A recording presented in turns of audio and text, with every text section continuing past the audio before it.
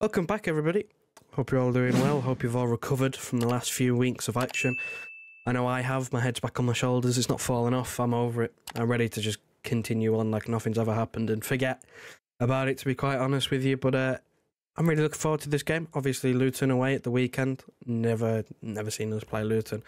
So it should be a fun game. But before I get into all of that, if you would, please like the video if you're here and you haven't done already. Helps us get on the algorithm, helps people find the channel, and subscribe if you are new around here. We're trying to get to 7k as quickly as possible. Now, back onto the topic, Luton. Like I said, I'm looking forward to this game because it's an anomaly. You don't really get to face a team like Luton very often, and I don't think we will do anytime soon if we're being real. Just harsh truth, I do think they will get relegated, but for the time being, Luton away, new stadium for most. For anyone who's lucky enough to have got a ticket for this one. And yeah, I'm looking forward to it because I don't know how Luton are going to approach this game. I'm not a Luton expert. I haven't watched much of them. I watched them play against Liverpool. They got a point. I watched them play out against Arsenal. They were lucky to not get a point. And the way we're playing, you know, it should be a very interesting game because I think it's almost unfathomable to think that a Pep Guardiola side can go 5 games without a win in domestic competition. But that's what we're staring down the barrel of. That's the reality of the situation. We're winless in 4. We've just come off the back of a defeat. And now we need to try and rectify the situation as quickly as possible because we can't afford to let Arsenal and Liverpool get too many points on us given the state of our season with the Club World Cup, with all our injuries. We need to try and stay as close as possible. Speaking on Liverpool, by the time you're watching this, I'd more than likely say that Liverpool have already played their early kick-off against Crystal Palace, so you'll know the score on that one. And again, like I said last week, or like I said in midweek, I'm fully expecting Liverpool to get the job done, pick up 3 points. Probably won't be an easy 3 points, but I'm still expecting them to pick up 3 points. Be interesting to see how Arsenal do, of course. They have a tougher fixture. But by the time you're seeing this, Liverpool will have already played, and hopefully they've dropped points, but I just can't see it, which means this... What was already a must-win just because of the run we're on becomes even bigger because if we drop points to Luton, no disrespect, of course, but they're in the relegation zone. You can't give up ground in the title race to your opponents by losing to newly promoted sides in the relegation zone. You can't do that. Home or away, it doesn't matter. You pick up 3 points and that's just it. 3 points or nothing. If we don't pick up 3 points, I said I was slightly in the middle when it comes to in or out the title race. I refuse to write us off simply because of previous history. But I think if we didn't pick up 3 points against Luton, given the fact that Rodri's back, Grealish is back, the squad looks in a little bit better shape than it did against Aston Villa. And there's motivation to win this game because they haven't won in ages. If we don't win it, yeah, it looking like I'd possibly say it was over, but that's hopefully not what I'll be saying come Sunday evening, Monday morning, whenever I review post-match. There was nothing really in that press conference in terms of injury update, of course. The main topic of discussion in there was Kevin De Bruyne is back on the pitch. He's back training, albeit individually. He's not training with the first team. He's not participating in sessions, but he is back on the field doing pitch work, which of course is nice to see. We won't see him anytime soon. We're not even going to see him for the Club World Cup that's in a few weeks, even though he's in the squad. So, you know, don't get your hopes up. But, you know, it's almost like it almost softens the blow of Aston Villa. We lose a game, but Kevin De Bruyne is stepping up his recovery, which doesn't solve all of our problems, but it solves a significant part of our problems. Of course, that problem being control. I think it's the main topic of discussion at the moment is we've gone from a travel side who were able to suffocate a side, go 1-0 up and just keep the ball. And yeah, it was boring, but it won games and it won as a treble and we all loved it. We've gone from that to no control whatsoever. We haven't had a midfield for God knows how long in terms of tactical setup and personnel, which hasn't helped with the fact that our defence has looked shaky itself, but they're under even more pressure with the lack of control we have, so it looks, you know, 10 times worse than it should be. I think even if we did have that control, the defence still would be a little bit shaky because they just, in terms of individual performances, haven't been playing well. But with the lack of control, of course, it just makes it worse. It, you know, it elevates the issue. So You know, De Bruyne being back would solve a lot of those problems. We don't have that, but who we do have back is Jack Grealish and Rodri. Like I said before, two of our key players last season. We in all the games we've lost this season, Rodri has not played. It's as simple as that. Pep said in his press conference that it's not all about one player and he's not that important, but he is. If we're being real, he is. The drop-off is incredible. Absolutely incredible. John Stones flattered to deceive against Aston Villa, but I think you could put that down to the fact that he's just come back from injury. And again, he's suffering from the sort of same issue that Rodri was suffering from, where maybe his performances haven't been standout, but he's kind of left alone, isolated due to the system. I mean, Akanji's tried playing next to him, it just doesn't work. And Bernardo Silva hasn't really been playing that role of next to him, dropping back. He's been more forward focused, which has essentially left Rodri isolated, so his form's been a bit patchy, and I think that's just what happened with John Stones. Not only was he just coming back from injury, but he had the same issues of he had just no help. But the fact that John Stones is fit and Rodri is back, we should see the same defensive system as we saw last season, which does, in my eyes, solve a big part of the issue that we've been having, which is the control and the defending.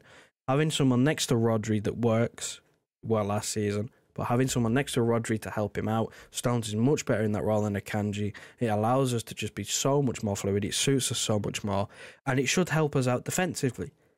Going forward, however, there's still the issue of we're not putting the ball in the back of the net. I mean, I forget the number, but I do like the XG philosophy account on Twitter, and Haaland has like 2-point-something XG since his last goal. If we're being honest, his standards are astronomically high, but he set those standards himself and he's not meeting them. And I think he knows he's not meeting them as well. He's a little bit frustrated. Of course, some things are out of his control. Like against Aston Villa, he was basically up there alone. He had no service to him because we didn't have control of the football. But in terms of Tottenham, missing sitters, and I think Liverpool, he also missed a good couple there. And, you know, it's just a little bit wayward. He's trying to almost... Sometimes it looks like he's trying to just hit it as hard as he possibly can. He's skied a few that he's just tried to put his foot through. So maybe it comes down to confidence. Maybe it comes down to just the way the team's playing. I don't know. But hopefully, like I said, he turns it around and he starts scoring again. Even though he is the top scorer in the Premier League, his numbers are still unreal.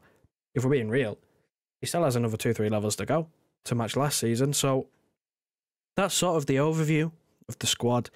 Everyone's back. I think our issues are slightly resolved with, you know, having Rodri and Stones back. Those were the two key ones defensively, especially for controlling games. And obviously Grealish as well, no longer suspended. He's a massive, massive help. Now, in terms of predicted 11, you can see it on screen right now.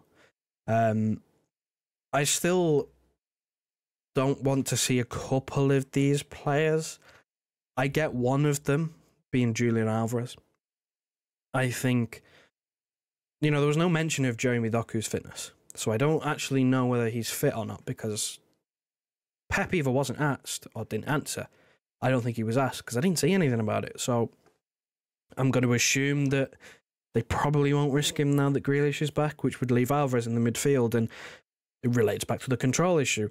When Alvarez is in there, he had a great start to the season, but as of recent, his impact on the game has been more detrimental, if we're being honest. Like in the final third, he's great. He'll pop up, get you a goal or an assist, that's fine.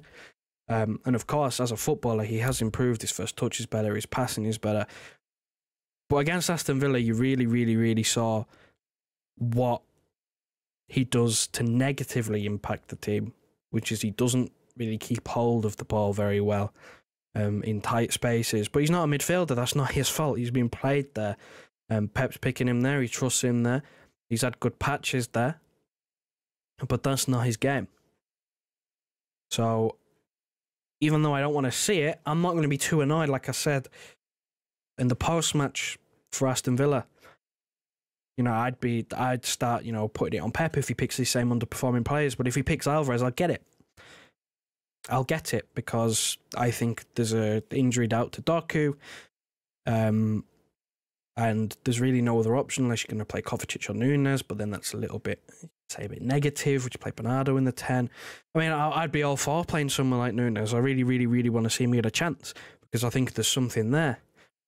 But of course, again, I'm not going to be annoyed if he plays Alvarez. I think the one that I'm expecting but slightly more annoyed about playing is Kyle Walker. I mean, I don't know whether it's this new contract where he's been promised this game time, but I don't see what he's done to warrant playing this much. He makes us worse through no fault of his own, really.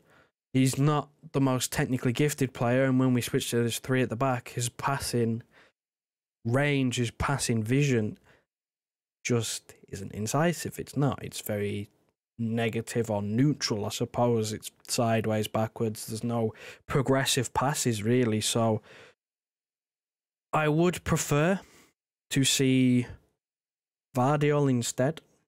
You shift Diaz and Stones over. Stones plays as a right back and tucks in. You have Vardiol playing as a centre back, which is what we signed him for. We signed a €90 million centre back, and we've played him left back, and he's been a little bit inconsistent when we've got our left back from last season, who's one of our better performers, is Nathan Ake, sat on the bench, which I don't get.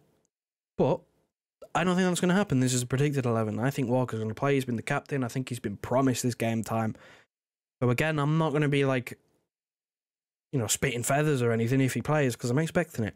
But it would be nice to see poor performers dropped. Akanji, Walker, I think Alvarez as well. You know, I'd like to see them hold the bench for a game and see if someone else can come in and do a job, because they haven't been playing well and no one else has had the chance to really stake their claim as to why they should take their place, and I think that's a bit unfair. Personally, someone like Nathan Ake sat on the bench, he's done no wrong. I think he should be given a chance this game, even if it means Vardiol has to drop out. So be it. Vardiol, you know, he didn't have a good game against Aston Villa. He really didn't. He had a torrid time. So I think Nathan Ake should just come in, because I think we look more solid with it. But that's my team prediction. I think that's fairly close to what it will be. Again, I could be wrong. I'd love to see Grealish even in that midfield role, talking about Alvarez. But with Jeremy Doku being sort of 50-50, is he fit, is he not? I don't see it. And I don't see Pep doing it anyway. I think he only did it for like 30 minutes in a Champions League game. I think it was against Young Boys. But there's no reason why Grealish can't play that role. I just want to see some, I guess, experimenting, which is weird to say because that's not often something that you want to see from Pep, experimenting. But with the fact that we haven't won in 4 games, I think a bit of experimenting is warranted. Will he do it? Probably not. It's unfortunate. Like I said, I back him to get it right. I also back us to win. My score prediction for this game is 2-1. I'm going close. I think we will just about get the win. I'm in more about the manner of the way we win. I think a clean sheet for us at this point in time would be absolutely massive, because it would obviously give the defence a big confidence boost. We haven't defended well. We haven't kept a clean sheet in a while. What better way than to go to Kenilworth Road, which, tough place. If we're looking at results, they've given Arsenal and Liverpool games. It's a tough place to go. Crowd will be up for it. They will play like they've got nothing to lose, because in reality they don't. They're in the relegation zone. They'll give it a go. So keeping a defence, you know, solid, getting a clean sheet, that'd be massive. More about the manner. But I don't think we need to go there and hit them for 4 or 5, or try and hit them for 4 or 5. That's not the message I would want to send. I would want to get, 2-0, 2-1 even. Keep it tight. Control the game is what I'm looking for. No basketball end-to-end stuff that we've been seeing recently.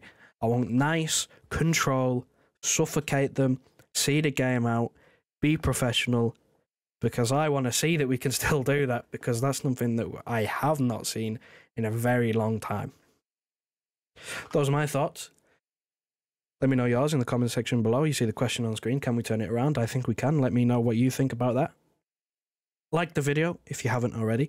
Subscribe to the channel if you're new. We're trying to reach 7k as soon as possible. Share it around. See if you have anybody who wants to listen to me ramble. And I'll see you for a post-match reaction.